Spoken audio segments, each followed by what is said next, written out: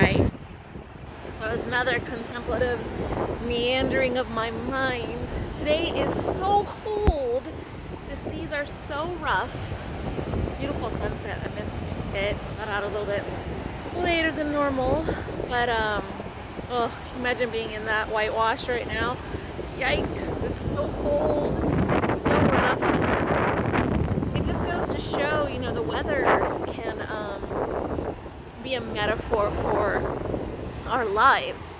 One day, beautiful and tranquil, and just the happiest, sunniest time, and the very next could be stormy.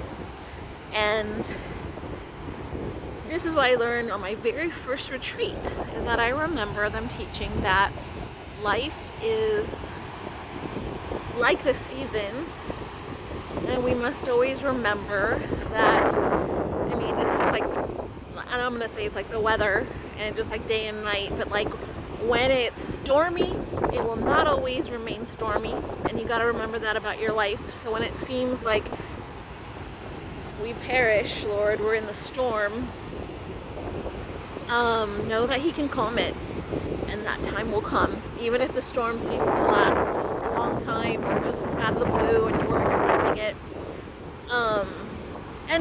And so prepare for the good times.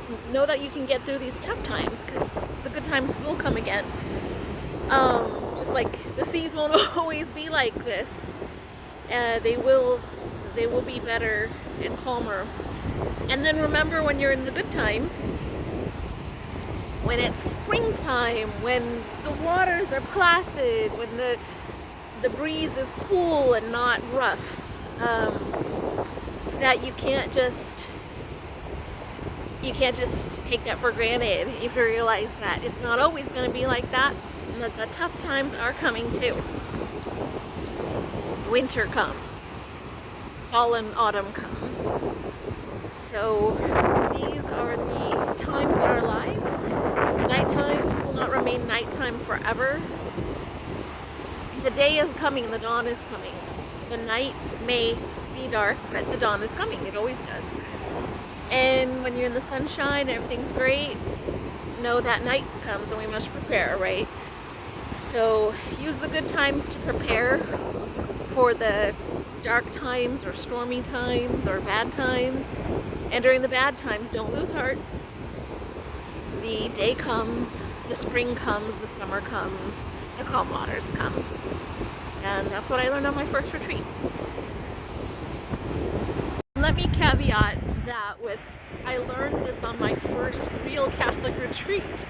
I'm not talking about those cheesy retreats that they make you go on in the Novus Ordo, where you're doing plays and skits and singing about McDonald's and receiving Palanca. Palanca's great, but we're talking about a real Catholic retreat, an Ignatian retreat, a silent retreat, and an Ignatian retreat done the right way with the Society of St. Pius X. And they've preserved it in the 5-day format, 3-day format, even though it's normally 30 days, but that's for like real religious folk, not the lay person. I don't know any lay person who can take 30 days off for a retreat. Unless you're independently wealthy, then. But in any case, I wanted to put that caveat on there. Now, when I say retreat, I just assume that there's no other. But I got to remember, I came from the Novus Ordo.